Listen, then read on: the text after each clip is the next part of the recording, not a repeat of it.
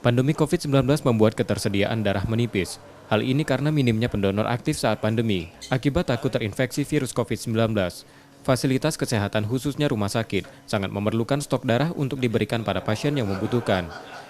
Permintaan darah termasuk sel darah merah, trombosit serta plasma tidak berkurang meskipun pandemi COVID-19.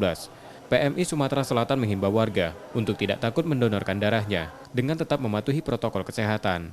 Sebelum dilakukan transfusi, pendonor akan menjalani pemeriksaan kesehatan, melakukan pemeriksaan kadar hemoglobin dan tekanan darah, serta menjaga jarak fisik selama proses donor darah berlangsung. Sosialisasikan kepada masyarakat untuk jangan takut untuk mendonorkan darah. Jadi kita juga sekaligus bilang bahwa darah itu sangat berguna bagi masyarakat.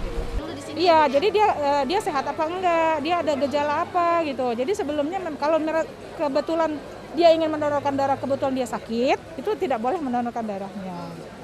PMI juga melakukan jemput bola dengan unit donor darah keliling untuk sosialisasi dan menjangkau kelompok masyarakat yang ingin mendonorkan darahnya. Rizky Nurmizan, Kompas TV, Palembang.